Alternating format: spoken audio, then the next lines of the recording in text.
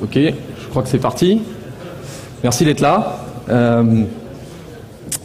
Nous allons parler de Java, de JVM et surtout de gestion de mémoire dans le cas de la JVM. Donc, Mathieu, c'est le titre de la présentation. Alors on a trois parties. Nous allons d'abord regarder un petit peu la scène du crime, effectivement, dans un contexte particulier que nous expliquerons un peu après. Nous allons parler de la gestion de la mémoire dans la JVM, avec un rappel des basiques et des outils à notre disposition. Et ensuite, on verra une application de ces outils et de ce que nous donne la JVM pour faire des optimisations de mémoire assez intéressantes. Rapidement, moi je m'appelle Renaud Brouilleron, je suis le CTO d'Equino, nous ont des dispositifs mobiles ou web pour nos clients. J'ai débuté au W3C c'était le millénaire dernier en fait. J'ai fait du C au début, du Perl, du PHP et maintenant du Java. J'aime d'autres trucs que juste les choses informatiques, mais je suis quand même un geek, donc j'aime pas mal de choses très techniques. Quant à moi, je m'appelle Franck Pavageau, je suis architecte senior à Equino. J'ai commencé ma carrière en faisant du C++, sur du client lourd, du gros C++. Puis je suis passé dans le monde du web, j'ai fait un petit peu de PHP pas très longtemps, et après j'ai envoyé sur Java, et depuis je reste dessus. J'ai par intérêt un penchant pour ce qui est système et DevOps, ce qui nous permet de faire cette presse aujourd'hui, et je suis actuellement le lead technique sur le SOC e-commerce d'un de nos clients. Et par ailleurs, je fais de la plongée sous-marine. Alors, le contexte, on va parler un petit peu ce qu'on a appliqué, ce qu'on va vous montrer plus tard. On l'a appliqué dans le contexte d'une appli qu'on fait pour un client, qui est en fait une plateforme web, donc il y a un certain nombre d'éléments d'infrastructure assez importants dedans, avec des frontaux, des unités de traitement et des bases de données. C'est une plateforme e-commerce B2C, donc avec un contexte de charge et de trafic assez lourd. On a pas mal de ressources hardware, l'appli est elle-même découpée en plusieurs web apps, donc on a pas mal de web apps, c'est du Tomcat. Tout ça tourne sur du JDK 6, celle d'Oracle. Et on a un certain nombre de JVM effectivement qui tournent pour servir tout ça. Il y a pas mal de charges, on a des pics en session et en requêtes par seconde assez élevés, et on a aussi en fait des variances de trafic très importantes.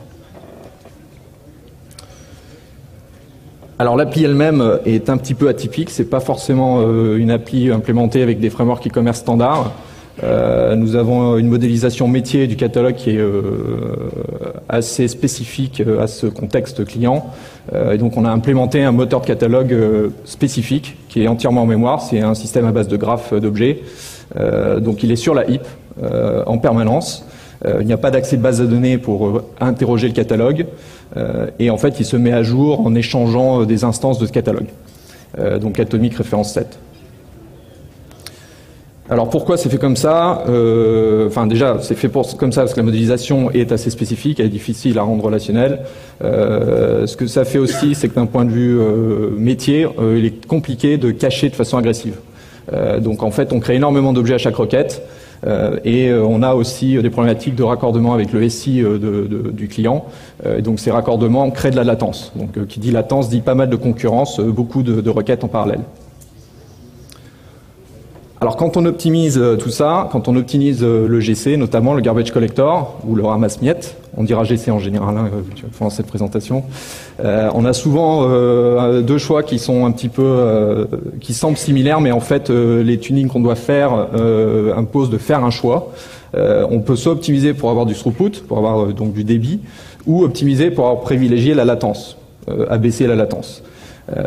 Et donc en général, c'est difficile de faire les deux en même temps. Il faut faire un choix. Dans notre cas, on a une application interactive.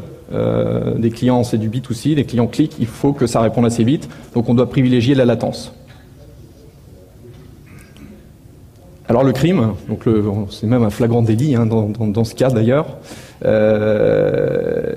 Ça, ce sont des graphes de supervision de l'application en question. Donc, il n'y a pas de cluster, on ne voit pas le cluster, on va imaginer que c'est une instance. La première chose qu'on remarque pendant cet incident, on parle d'un incident de production, c'est que le pool de connexions JDBC, le nombre de connexions actives, part au plafond. Bon, qu'est-ce que ça peut vouloir dire ? Parallèlement à ça, on regarde le nombre de requêtes par seconde, et après un plateau nominal, il baisse fortement. Inquiétant. Le nombre de threads actifs explose, part au plafond aussi. Et puis effectivement, le nombre de requêtes en attente d'exécution, celles qui sont dans la queue de l'exécuteur, augmente très rapidement. Donc on est bien dans un cas où le trafic est resté le même, mais on a de la latence qui est apparue dans l'application. Le connection pool qui part au plafond, on se dit la base de données elle se met à ramer, ça c'est typiquement le genre de choses qu'on voit quand la base de données se met à ramer. Bon, c'est peut-être la base de données. En réalité, on regarde le graphe de la heap pendant l'incident et on voit quelque chose, je ne sais pas si vous voyez quelque chose en fait. On voit un truc un peu bizarre mais c'est pas très clair. On voit les densités habituelles d'une heap et puis une sorte de plateau. On voit pas très bien ce qui se passe. En fait, on manque un peu de recul. On voit pas très bien, il faudrait qu'on puisse reculer. Donc on recule, on regarde 24 heures plutôt qu'une heure. Et là, qu'est-ce qu'on voit? On voit notre incident ici, et on voit une espèce de tunnel. La heap est pas très loin de son plafond, et puis en même temps, le seuil bas, à chaque fois qu'il y a des garbage collectors, monte progressivement. On est un peu dans une sorte d'entonnoir, et ça va mal se finir. D'ailleurs, ça s'est mal fini. Si on revient sur le slide d'une heure et qu'on regarde le pourcentage de temps que la JVM passe dans les processus de ramasse-miettes, de GC, on voit qu'à peu près au début de l'incident, le GC effectivement se met à consommer tout le CPU. Donc en fait, la base de données n'est peut-être pas responsable, il semblerait que ce soit un autre problème. Alors quand on voit ça, quand on voit du GC qui se met à consommer le CPU, évidemment, on a des suspects habituels. Souvent, c'est même pas un suspect, en fait, c'est la finalité, hein, quand on arrive là. Qui a déjà eu des heap en production? Je pense la majorité des gens. Des permgen? Ouais, la majorité des gens. Ah, le permgen, c'est top, le permgen. Hein. Puis alors après, il faut l'analyser, le permgen. Hein. Des longues pauses de la JVM? Qui a des longues pauses de la JVM? Ok, moins de gens déjà. Qui est certain qu'il n'a pas de longue pause de la JVM? Qui le sait? Une personne? Et alors les autres? Vous n'êtes pas sûr? Il y a peut-être des pauses de la JVM. Et alors quand c'est sous forte charge, on le sait qu'on a des pauses de la JVM parce qu'en général, ça se finit très mal. Donc on a, effectivement, c'est le problème qu'on va regarder un petit peu plus aujourd'hui. On ne va pas regarder juste dimensionner sa heap. Ça, c'est des problématiques relativement courantes. Par contre, les pauses de la JVM, c'est un véritable problème. Et c'est ça qu'on va regarder aujourd'hui. Oups. C'était une blague. Petit clin d'œil, je me suis permis. Donc en fait, le sujet aujourd'hui, c'est le GC m'a tué. Mais à quoi sert donc le GC? Je commencerai par une citation de Cliff Click. Si vous ne connaissez pas Cliff Click, c'était l'architecte de Hotspot chez Sun. Il a ensuite travaillé jusqu'à très peu chez Azure Systems. C'était aussi l'architecte, un des architectes de leur JVM. Donc ce qu'il nous dit, c'est que quand on veut faire de la concurrence, beaucoup d'algorithmes sont relativement faciles à écrire avec un GC, relativement dans les mots d'un quelqu'un qui s'y connaît quand même très bien. Mais par contre, si on utilise la gestion de la mémoire manuelle, donc faire des free à la main, c'est extrêmement compliqué, voire totalement impossible. Et ça, c'est un expert qui nous le dit.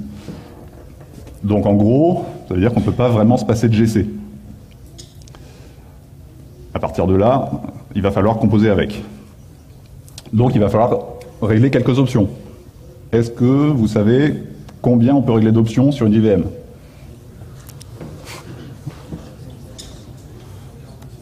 « 664 hein, sur une JVM récente. Et pour vous donner une petite idée, ça c'est un extrait des paramètres qu'on peut utiliser pour paramétrer tout ce qui concerne heap, GC, garbage collector. C'est même pas la totalité. Ça en fait une centaine.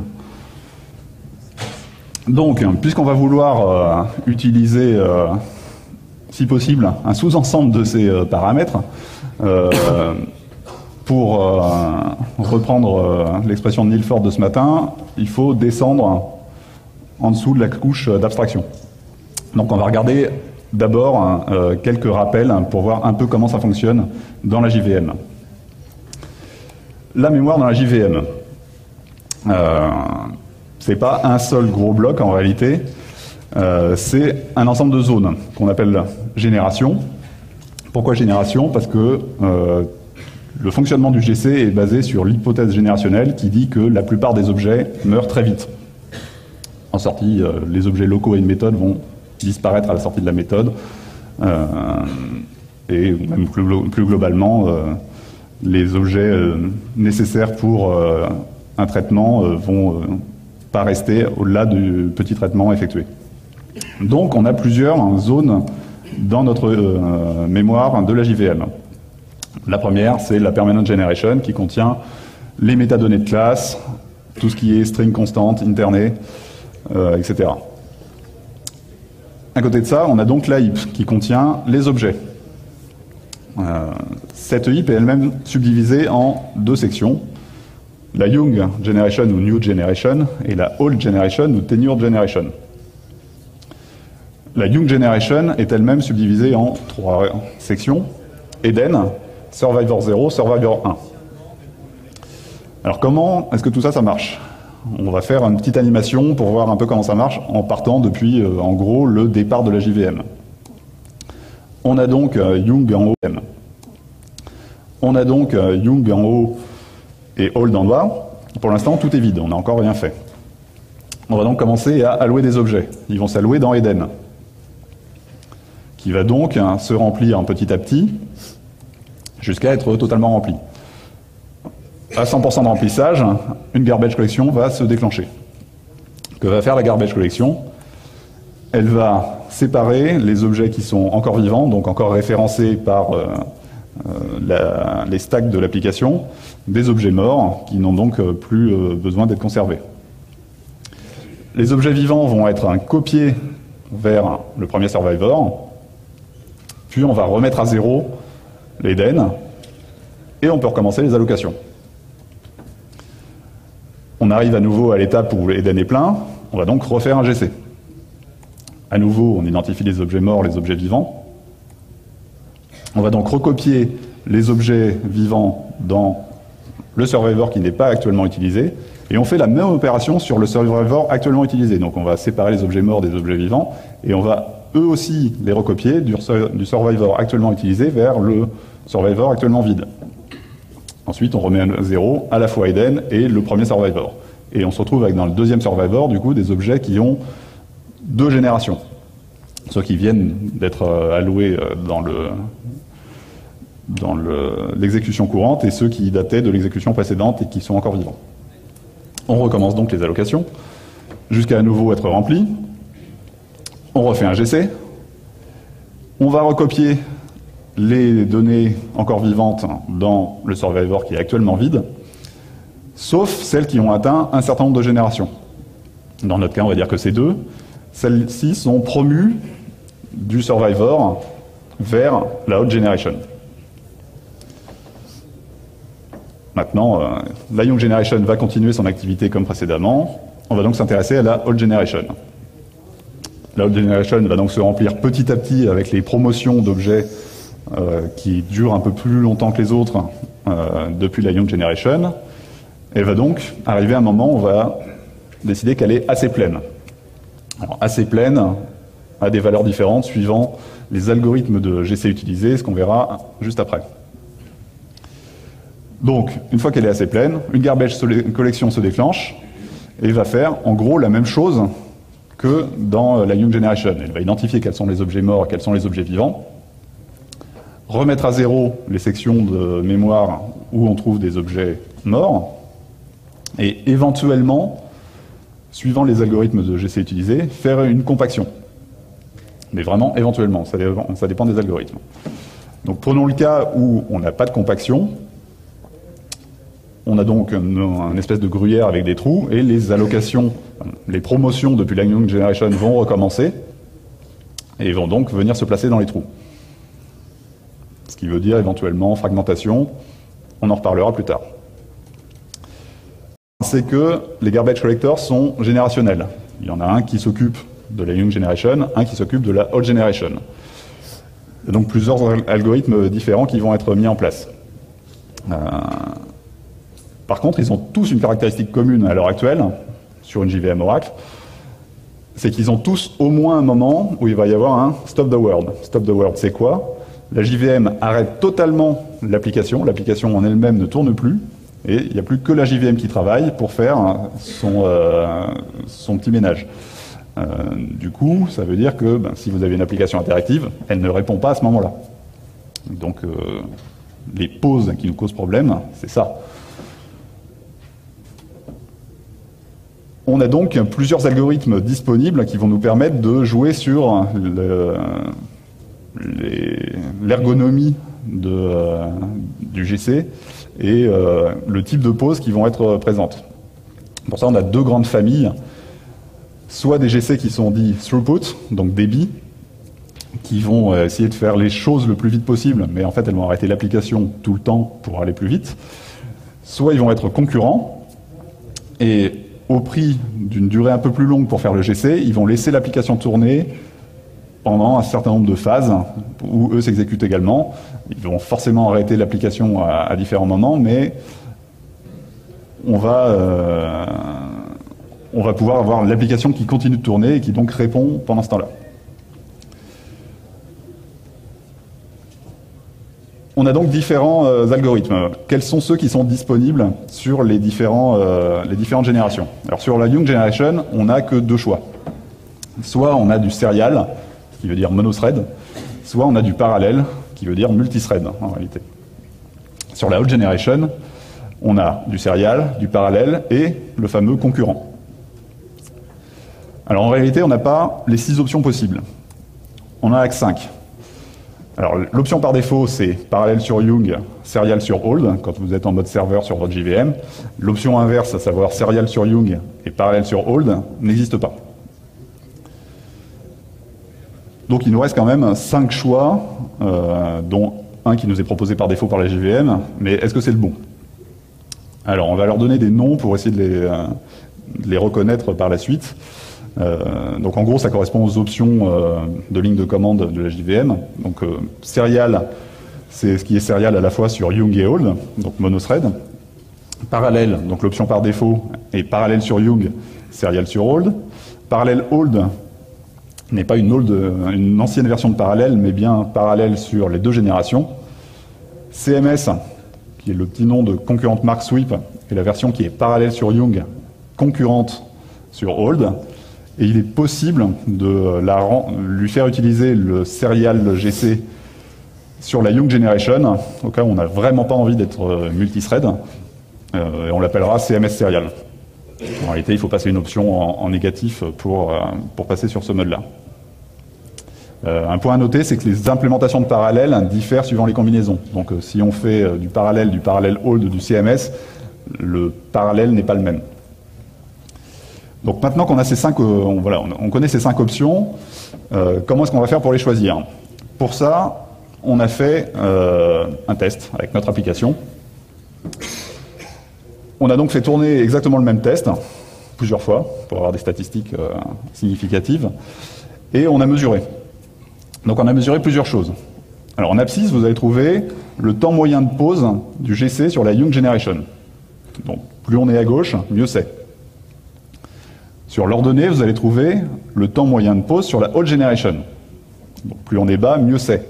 La différence, c'est que entre deux graduations, sur l'ordonnée, vous avez un facteur 10 parce qu'on est en échelle logarithmique. Et enfin, un dernier élément qu'on peut voir sur ce bubble graph, c'est la surface des bulles, qui représente le temps total de pause cumulé sur la durée d'exécution du test. Donc plus on est petit, mieux c'est.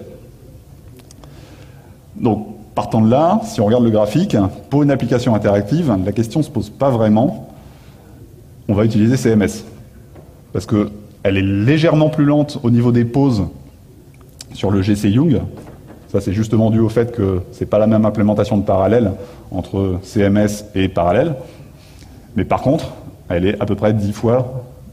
Elle fait une pause à peu près 10 fois moins importante sur la Old Generation que sur parallèle ou parallèle Old. Et par ailleurs, comme on disait, CMS c'est concurrent, donc ça veut dire qu'il va y avoir un coût CPU plus important parce qu'on va faire des traitements en même temps que l'application tourne, donc ça va être un peu moins efficace. Néanmoins, ce qu'on peut voir là, c'est que sur la durée d'exécution du test, ça ne rajoute pas grand-chose par rapport à parallèle ou parallèle hold. Donc, ça reste acceptable. Donc, ça veut dire qu'on aura un surcoût de CPU par rapport à parallèle ou parallèle hold, mais les pauses sont totalement incomparables. Donc, maintenant qu'on sait quel GC on a choisi pour notre application interactive, il va falloir l'observer pour savoir quoi paramétrer. Pour ça, on a tout un tas d'outils. Des outils en ligne de commande, donc tous les outils J quelque chose qui sont fournis avec le JDK, comme JPS, JStack, qui vous permet de faire des thread dump plutôt qu'un kill-3, et les envoyer dans le fichier que vous voulez, ou JStat, qui permet, entre autres, d'observer la répartition de la mémoire dans les différentes générations. Donc là, c'est la version qui vous donne le pourcentage d'occupation des survivors, d'Eden, hold, permanent, et le nombre de GC, sur la Young Generation et sur la Old Generation. L'avantage de ces outils en ligne de commande, c'est que vous pouvez les exécuter sur un serveur de production à distance.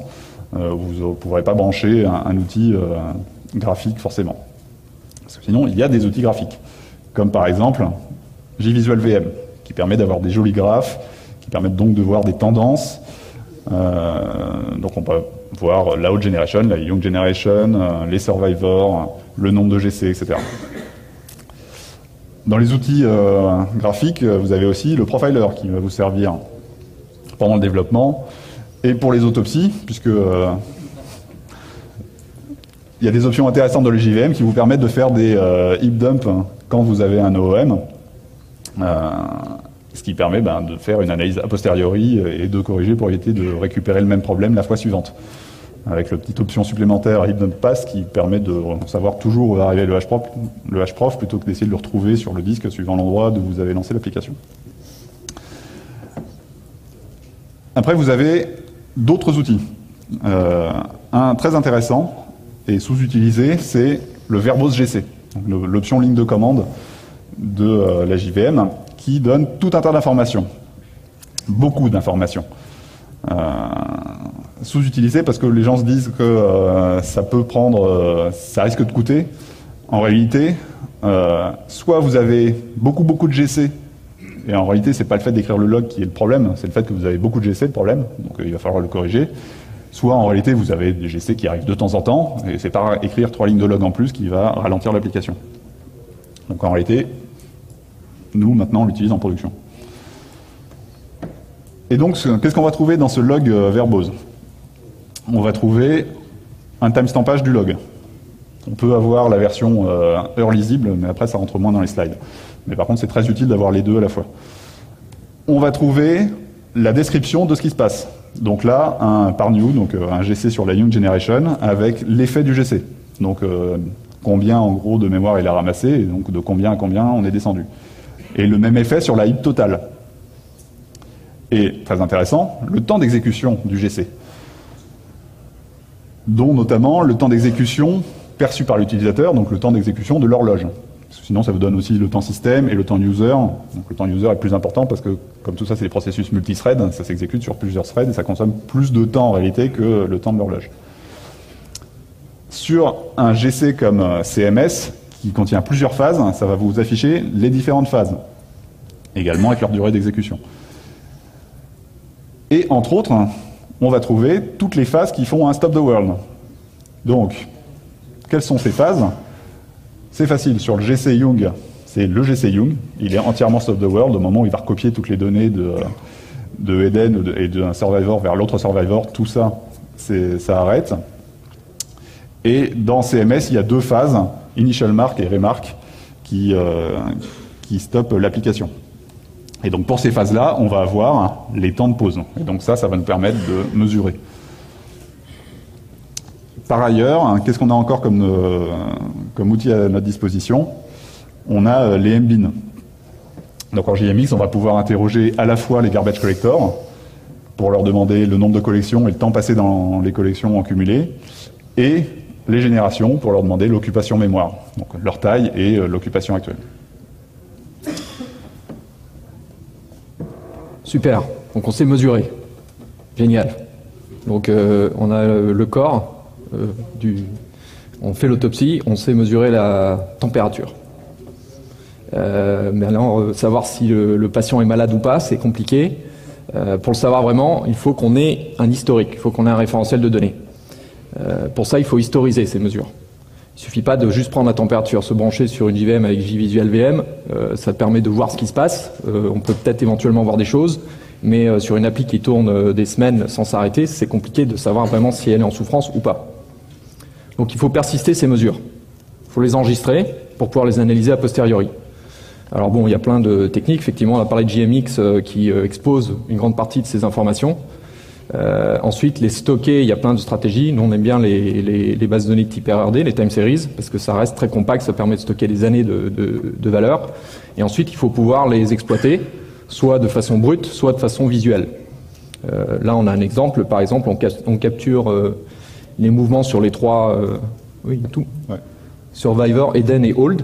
Donc on voit bien les mouvements d'oscillation, et donc c'est très intéressant. Est-ce que, enfin, je ne sais pas qui dans la salle capture toutes ces informations en production. D'accord. Donc ça c'est vital. Enfin, il est impossible de tuner le GC si on n'a pas ces informations-là. On verra un petit peu plus tard. Donc génial, on peut faire des réglages et on peut changer tout ça. Il suffit de tourner quelques boutons. Facile. Sauf qu'après, il faut pouvoir mesurer ce qu'on a fait en fait. Il y a beaucoup de boutons, on en a vu, il y en a quelques centaines. Mais en fait, savoir ce qui s'est passé quand on tourne un de ces boutons, c'est la clé de l'optimisation. Donc il faut faire ça de façon progressive et il faut pouvoir voir les effets. C'est un cas réel. Hein. C'était pendant des Vox en novembre. Alors là, on va voir un petit peu une application de tout ça.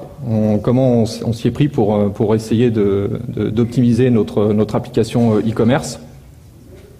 Notre objectif, faut bien voir qu'on avait déjà dimensionné la HIP. Donc on avait déjà une HIP qui était à la bonne taille, une hypergène qui était à la bonne taille, a priori.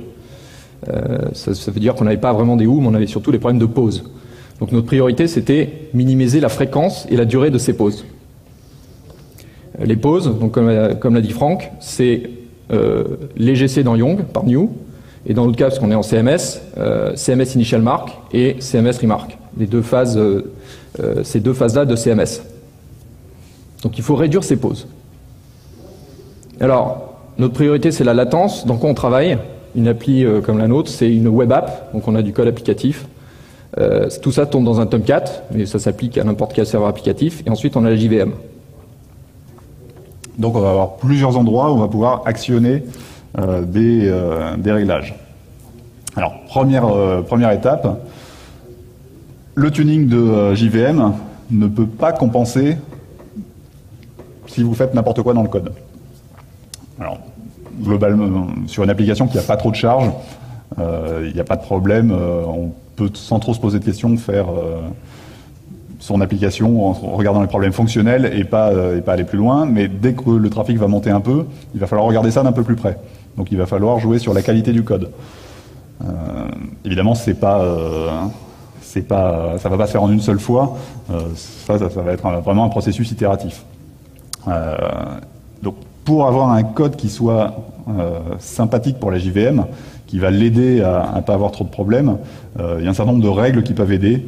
Alors c'est pas des règles absolues, ça dépend des cas. Néanmoins, pour nous, c'est ce qui a quand même pas mal marché. Donc la première étape, c'est de privilégier les données qui seront immutables et donc qui pourront être réutilisées sans risque, de manière à travers plusieurs threads en parallèle, notamment, et donc qui ne poseront pas de problème au niveau concurrence. Donc premier objectif. Deuxième amélioration qui peut aider le GC, c'est éviter de refaire tout le temps la même chose. Donc sortir tout ce qui est invariant, notamment les instantiations d'objets, notamment dans les boucles. Pour reprendre un exemple qui va avec le point précédent, si vous écrivez un comparateur, la plupart du temps, ce comparateur, il est stateless. Donc en réalité, vous pouvez utiliser la même instance tout le temps. Vous pouvez avoir un singleton. Donc au lieu de faire new comparator à chaque fois que vous avez besoin de trier votre liste, vous pouvez par exemple en faire un enum ce qui lui donnera la sympathique propriété d'être sérialisable en même temps, ce qui paiera PMD si vous utilisez PMD. Et donc, ça va vous éviter de le réinstancier tout le temps. Donc, si vous avez besoin de trier des listes très souvent, dans des boucles qui sont tout en bas de votre couche applicative, qui sont donc appelées elles-mêmes par des boucles, elles-mêmes par des boucles, elles-mêmes par des boucles, donc qui arrivent très souvent, ne pas réinstancier le même objet tout le temps, ça aide vraiment beaucoup. Troisième axe, c'est qu'il faut connaître les caractéristiques des structures de données que vous utilisez. Que ça soit celles du JDK, donc les collections, ou les frameworks autres que vous utilisez, comme par exemple Guava, Hibernate, etc. Notamment, un élément important, c'est le rapport entre le poids de la structure qui sert à stocker les données et le poids des données elles-mêmes. Est-ce que c'est efficace? Pour prendre un exemple, la HMAP. La HMAP, c'est constitué comment? C'est l'objet HMAP lui-même, qui va contenir un tableau d'entry, qui par défaut fait une taille de 16, qui va contenir au minimum une entry si vous avez une HMAP qui n'est pas vide, une HMAP contenant un élément. Cette entry va référencer votre clé, votre valeur. Voilà. Tout ça additionné, ça vous fait 160 octets. Et 3 objets. Donc ça veut dire que si c'est des objets que vous allouez souvent, ça va remplir beaucoup plus vite la Young Generation, par exemple, que si vous utilisez un objet qui est plus petit. Parce qu'un objet en soi, ça a d'un poids, plus les données qu'il contient, ça a du poids aussi. Donc, des options, par exemple, sont d'utiliser, si c'est une map qui contient une seule valeur, c'est d'utiliser une singleton map, celle qui est fournie par la Java Util Collections. Ou alors, c'est de bien dimensionner votre HMAP dès le départ en fonction de la taille que vous savez, que vous estimez qu'elle va faire. Pour ça, HMAP, par exemple, a des facteurs qui sont Initial Capacity et l'autre facteur qui permettent de le régler. Donc, par exemple, le fait d'utiliser une singleton map à la place d'une HMAP pas réglée du tout contenant une seule entrée, on va passer de 3 objets et 160 octets à 40 octets et un seul objet. Le nombre d'objets, c'est important aussi parce que quand c'est des objets qui sont promus dans la Old Generation, le nombre d'objets à inspecter joue beaucoup sur le temps.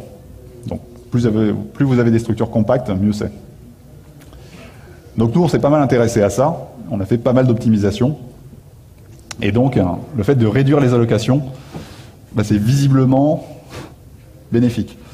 Ça va, d'une part, réduire le nombre de GC qui sont faits sur la Young Generation par seconde, mais ça va aussi réduire l'utilisation CPU.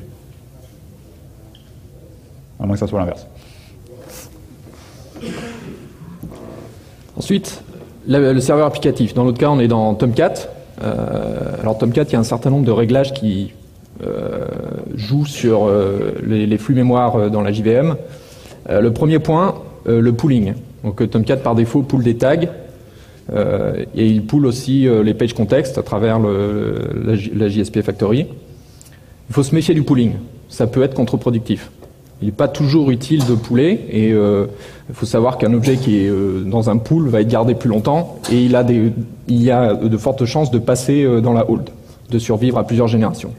Il n'est pas forcément utile de conserver ces objets. C'est peut-être plus efficace de faire new et de le jeter juste derrière. Donc c'est un peu l'opposé de ce qu'on disait par moment de conserver les invariants, mais là on n'est pas dans le même cas, on est des objets qui sont mutables. Il n'est pas toujours utile de les pooler. Donc se méfier du pooling. Les buffers, donc un serveur applicatif gère des buffers. Quand on utilise des JSP, ce qui est notre cas, Jasper gère beaucoup de buffers qui ont par défaut des caractéristiques de taille, disons flexibles, ils grandissent au besoin et comme Jasper réutilise ces buffers et qu'il n'y a pas une limite raisonnable sur leur taille, ils peuvent devenir très gros. Donc si vous avez une grosse JSP, vous vous retrouvez avec des gros body content impl. Donc on peut limiter ça. On peut dire à Jasper de ne pas faire grossir ces buffers de façon trop importante. Dernier point, le nombre de JSP, quand on utilise des JSP, joue directement sur les besoins permgen. Donc quand on a des problèmes de permgen et qu'on est dans ce contexte, il faut regarder le nombre de JSP. Les JSP, ça génère une classe Java qui est compilée. Si vous ouvrez une classe, une JSP avant la compilation, vous allez voir qu'il y a énormément de constantes. de strings constantes qui sont donc internées dans la permgen. Et on a aussi des classes de grosse taille. S'il y a beaucoup de tags, la classe elle-même générée est grosse. Donc voilà, c'est qu'il n'y a pas de réponse définitive dans ce domaine. Il faut faire des tests et mesurer. Donc encore une fois, voir les impacts de ce qu'on fait ici. Donc maintenant qu'on a vu l'application, le serveur applicatif, on va s'intéresser vraiment à la JVM. Donc la JVM, on va vouloir paramétrer sa heap et éventuellement les générations. Donc on va se retrouver un peu entre deux extrêmes. Premier cas, vous mettez beaucoup de heap. Vous allez donc avoir des jolies dents de scie bien longues. Ça vous évitera d'avoir des GC trop fréquents. Le problème, c'est que si vous faites ça, vous allez avoir des énormes pauses. Plus d'une seconde. Largement plus d'une seconde éventuellement. Et ça, pour une application interactive, c'est pas très bon. Surtout quand vous avez un gros trafic, en une seconde, ça peut être 200 requêtes qui s'empilent. Il va falloir les rattraper derrière. Au contraire, si vous mettez une heap trop petite, donc juste au-dessus en gros de l'espace minimum dont vous avez besoin, vous allez avoir des GC très fréquents. Et ça, c'est pas très bon non plus, parce que le GC en lui-même, ça a un coût. Ça a un surcoût par rapport au coût de l'application. Donc en faire plus souvent que nécessaire, c'est pas bon.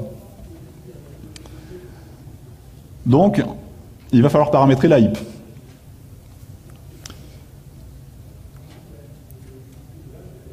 On va déjà régler sa taille. Donc XMX, taille mémoire max, XMS, taille au démarrage. Après, il y a plusieurs écoles sur le sujet qui existent. Alors, est-ce que XMS doit être égal à XMX pour éviter de faire des réallocations de la mémoire et des GC pour réorganiser tout ça? C'est pas très sûr. Nous, on a pris l'option XMS égale XMX. Après, c'est pas super important si vous atteignez assez vite votre taille maxi. Au sein de la heap, il va donc falloir régler la répartition entre Young et Old Generation. Ça, on va le faire avec des paramètres donc, qui sont new size, max new size, new ratio, suivant que vous voulez régler explicitement la taille de la Young Generation ou régler le rapport entre la Young Generation et la Old Generation.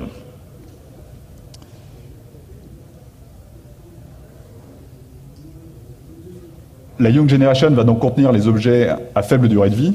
Donc, typiquement, vous voulez que ça contienne les objets correspondant à un scope request. La Old Generation va contenir tous les objets nécessaires au bon fonctionnement de l'application, tous vos services instanciés dans Spring, par exemple, qui sont instanciés au démarrage une fois pour toutes, les structures de données pour les caches.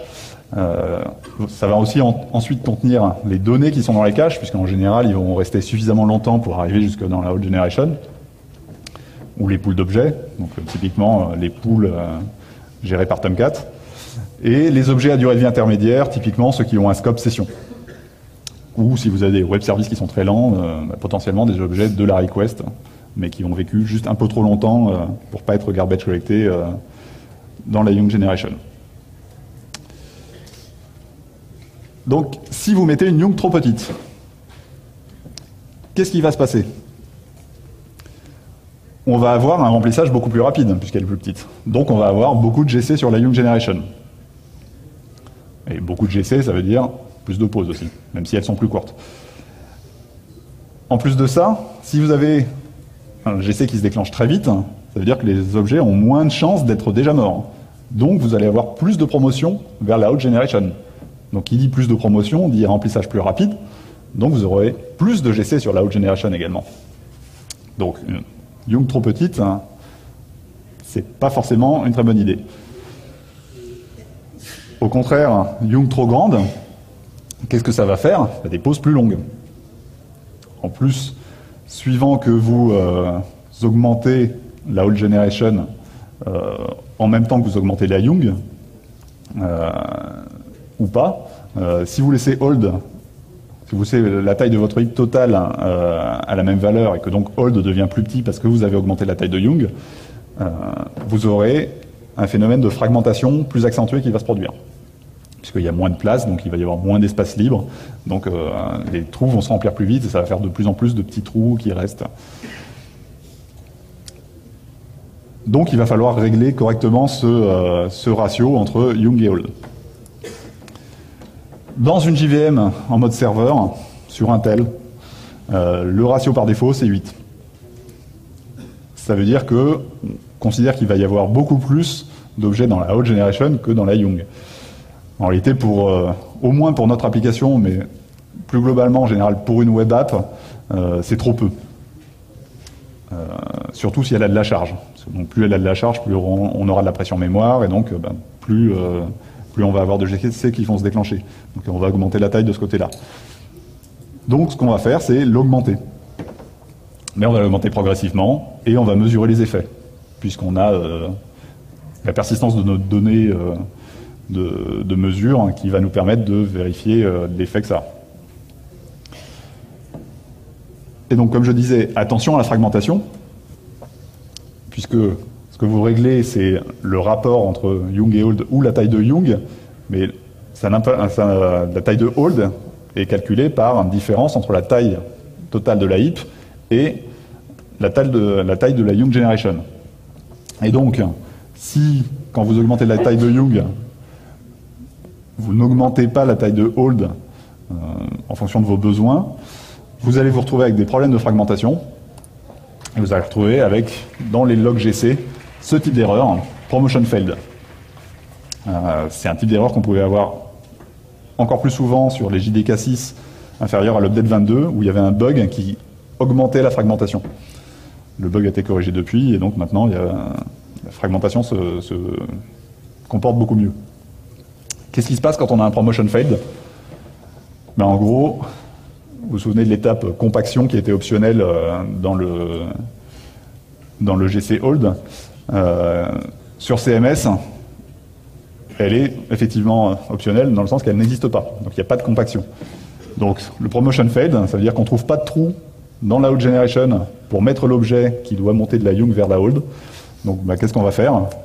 Une compaction, et ça c'est un full GC. Un full GC, c'est pas tout à fait la même chose qu'un old GC. Les outils de la JVM laissent la confusion tourner, parce que notamment si vous utilisez JStat, il va vous donner un compteur de full GC, et en réalité c'est un compteur de GC sur la old generation et de full GC. Un full GC, c'est un GC serial. Et un GC serial, ça prend plusieurs secondes. Donc quand vous avez un promotion failed, vous allez vous retrouver avec une pause de 4, 5, 6, 10 secondes, le temps de réorganiser la mémoire et de pouvoir continuer. Et pendant ce temps-là, vous avez 1000 requêtes qui se sont accumulées.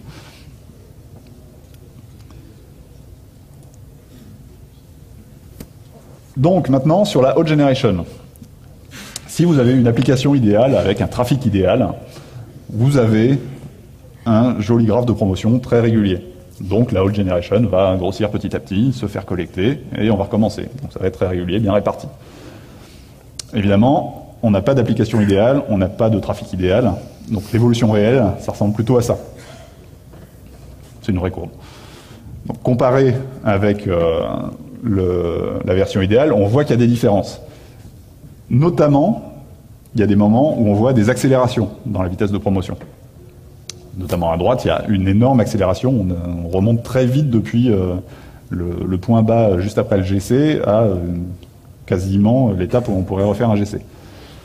Donc ça veut dire qu'on a des contraintes supplémentaires sur le paramétrage de la load generation. Il va falloir prendre en compte ces variations irrégulières. Parce que votre trafic, il est irrégulier. En plus, il est régulier dans le sens où les gens ne font pas toujours la même chose sur le site, donc s'ils font des actions différentes, ça ne va pas consommer, pour une requête sur l'URL A, ça ne va pas consommer la même mémoire que sur l'URL B, donc ils font des choses différentes. Et si vous avez par exemple des augmentations de trafic, parce que votre trafic il n'est pas régulier sur les 24 heures, quand vous avez l'augmentation de trafic, vous avez de l'augmentation de la pression mémoire. Et donc, qui dit augmentation de la pression mémoire, dit promotion plus rapide, etc. Donc, accélération de la vitesse de progression de hold. Et un GC, pour bien fonctionner, doit avoir de la marge, notamment CMS. Pourquoi notamment CMS? Puisque, comme on le disait, il est concurrent. Donc, il a 2 phases stop the world, mais plusieurs autres phases intermédiaires, où l'application continue de tourner pendant ce temps-là. Donc, si l'application continue de tourner, elle continue de générer du garbage. Tout au moins de générer des objets. C'est peut-être pas du garbage, mais ça veut dire qu'on va aussi on va continuer à avoir des promotions dans l'old generation. Donc, si la old generation se remplit avant que CMS n'ait fini de tourner, vous allez vous retrouver avec un concurrent mode failure, qui lui aussi va déclencher un full GC. Donc à nouveau, un GC serial, et dans l'exemple présent, quasiment 9 secondes de pause. Donc ça, on veut complètement l'éviter. Donc, on va devoir jouer sur une marge de manœuvre. Et donc cette marge de manœuvre, c'est un paramètre, CMS Initiating Occupancy Fraction, qui est à 92% par défaut dans la JVM, et qui indique le moment, le seuil de remplissage de la old generation, à partir duquel CMS va se déclencher. Alors c'est une valeur par défaut, dans le fonctionnement non réglé, tout comme la HIP peut s'adapter en taille, ce paramètre peut s'adapter en fonction de ce que la JVM va observer. Néanmoins, on peut lui donner des indications. On peut lui dire, attention, je sais que par moment j'ai une vitesse de promotion qui est beaucoup plus importante, donc j'ai une grosse accélération. 92%, bah, ça me laisse juste 8% de marge. Il faut vraiment que mon GC ait le temps de tourner pendant qu'il me reste ce remplissage. Donc pour ça, ce qu'on va faire, c'est qu'on va la baisser. 75-80%, c'est un bon réglage. Ça permet, en inverse, de laisser entre 25 et 33% de marge au-dessus du moment où le GC va se déclencher. Donc ça va vous laisser de la marge pour respirer et on peut espérer que CMS aura le temps de finir son boulot avant que All Generation soit totalement rempli. Notez que la littérature indique qu'il y a un autre paramètre à utiliser, Use CMS Initiating Occupancy Only, qui sert à dire à la JVM de n'utiliser que ce paramètre-là pour déterminer quand déclencher son GC. Parce que sinon, il peut faire intervenir d'autres heuristiques et faire bouger le chiffre. En pratique, ce que nous on a constaté, c'est que la JVM ne le change pas. Il y a un flag qui permet de faire loguer toujours dans le verbose GC les informations toutes les 2 secondes de quelle est la vitesse de promotion, où est-ce que j'en suis, quand est-ce que je vais déclencher le prochain GC, et entre autres, quel est le pourcentage de déclenchement, et on voit qu'il reste stable. Donc, une fois qu'on a réglé tout ça, l'application, le serveur applicatif, la Young Generation, la Old Generation, la question c'est est-ce qu'on a amélioré la situation? Donc pour ça, on a mesuré. Alors on a nos jolis graphiques persistés dans le temps, mais on a mesuré aussi avec les logs verbose du GC. Et avec, on a pu tirer de jolis graphiques. Donc ici, c'est un histogramme de répartition de la durée de pause sur Initial Mark dans le CMS. Donc en rouge, la version avant amélioration de l'application, le Tomcat, la JVM. En bleu, c'est la version après. Donc là, c'est relativement visible. On voit bien que la majorité des GC sont maintenant beaucoup plus rapides au niveau de la phase Initial Mark qu'ils ne l'étaient avant. Pas de problème, le pic s'est déplacé avant, et en plus il est beaucoup plus étroit. On peut le voir d'une autre manière, c'est en pourcentage cumulé. Donc, ce qu'on va voir ici, c'est le même graphique, mais donc en pourcentage cumulé, on arrive à 100%. On a marqué les pourcentiles, donc la médiane, 90%, 99%. Grâce à l'amélioration de l'application de Tomcat et de la JVM, on a fait passer notre médiane, on l'a réduit de 83%. Et plus important, 99% de nos GC sont maintenant 79% plus rapides qu'ils ne l'étaient avant. Sachant qu'on est dans les chiffres qui sont aux alentours de 0,1, 0,15 secondes. Donc 100, 150 millisecondes. Mais Initial Mark, c'est pas la phase la plus coûteuse en réalité. La plus coûteuse, c'est Remark, c'est celle qui dure le plus longtemps. Et donc là, quand on regarde, donc en rouge avant, en bleu après, on se dit, ah, c'est pas terrible finalement. Notre pic, il s'est déplacé. Et il est plus à droite. Et c'est pour ça que le graphe avec les pourcentages cumulés est beaucoup plus intéressant. Parce qu'en réalité, on a amélioré la situation. On a beaucoup plus resserré notre répartition. Donc notre médiane, elle est quand même meilleure. Et nos pourcentiles au-dessus sont aussi meilleurs. Si on prend les 90%, on a amélioré le temps de pause de 56%. Donc dans 90% des cas, on a un temps de pause qui est 56% inférieur à ce qu'il était avant. Donc on a fait tout ça, super. Le problème, c'est que si vous regardez de plus près votre log GC, il reste des pauses. Pourquoi reste-t-il des pauses? À cause des appels à système.gc. Alors notamment, si vous faites du RMI, et vous faites du RMI si vous faites du JMX, puisque c'est le protocole de transport qui est utilisé, le RMI, dans la JVM, provoque des GC explicites à intervalles réguliers. Alors ces intervalles sont paramétrables, mais en réalité, vous ne faites que reculer le problème. Et en plus, il n'y a pas que RMI qui fait des appels à système.gc. Donc quand on fait un système.gc, donc un GC explicite, que fait la JVM? En réalité, elle appelle un full GC, donc un serial GC. Donc à nouveau, des pauses de plusieurs secondes. Donc pour ça, deux options possibles. Soit l'option Disable Explicit GC, qui fait ce qu'elle dit. Le problème, c'est que le full GC, il avait quand même cet avantage de faire du GC sur la permgen. Donc si vous vous retrouvez avec des problèmes de OM sur permgen suite à ça, il va falloir rajouter l'option qui permet de faire du class unloading en même temps que CMS. Donc CMS class unloading enable. Donc CMS, à chaque fois qu'il va passer, va faire aussi du nettoyage dans la permgen.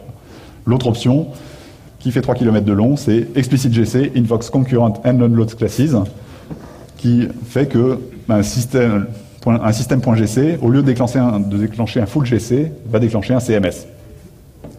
Exactement comme l'option d'avant, en fait, du coup, avec l'option je fais du nettoyage dans le permgen. Il y a aussi l'option sans le end load classes, mais en pratique, il vaut mieux l'avoir. Sinon, on finit par avoir des problèmes de permgen. Et l'avantage de CMS avec le unload classes, pour reprendre le bubble graph de tout à l'heure, c'est qu'il est quasiment au même niveau que CMS tout seul. Donc on accepte le coup parce qu'on préfère avoir un petit peu plus de CPU occupé qu'un permgen qui lui va rendre l'application inutilisable. Donc si vous vous souvenez de tout à l'heure nos 664 flags et nos jolis Wordle avec une centaine d'options sur le GC, au final on a réussi à retomber à ça, ce qui est quand même beaucoup plus manageable. En pratique, d'ailleurs, on a même fait un peu de ménage derrière, parce qu'il y a des options qui sont par défaut maintenant dans les JVM récentes, donc on a fait un peu de nettoyage. Donc c'est beaucoup plus manageable, et ça donne des performances raisonnables. Néanmoins, il y a toujours un après.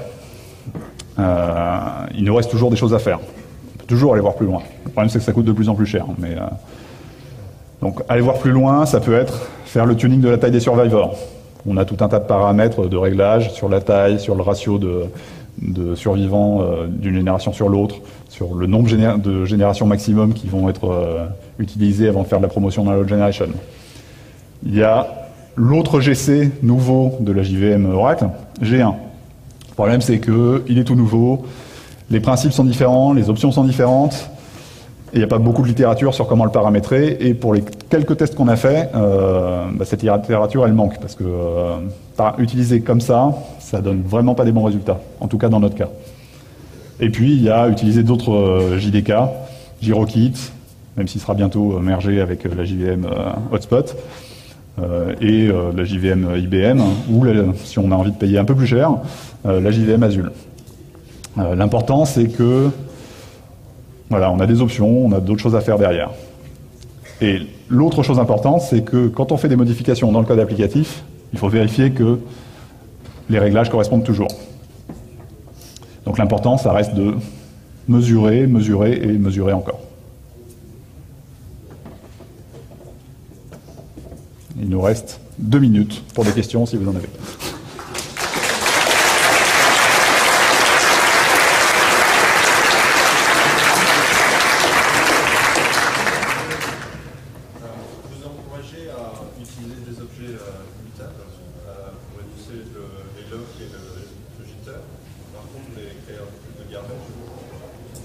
Alors la question c'est qu'effectivement on a parlé des objets immutables qui permettent de réduire des problèmes de lock mais en même temps ces objets vont créer plus de garbage.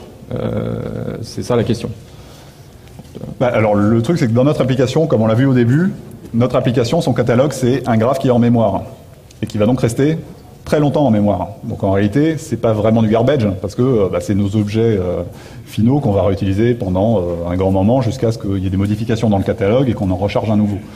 Mais donc en pratique, c'est pas du garbage, c'est juste des objets qui durent longtemps et justement, comme on les laisse partager par tout le monde et être immutables, on n'a pas de problème et notre catalogue est entièrement immutable et partagé. Donc ça, c'est un exemple d'utilisation de nos objets immutables. Je crois qu'on est fini sur la vidéo. Si vous avez d'autres questions, on peut les prendre là-bas, mais effectivement, il faut qu'on libère la scène. Donc, merci beaucoup.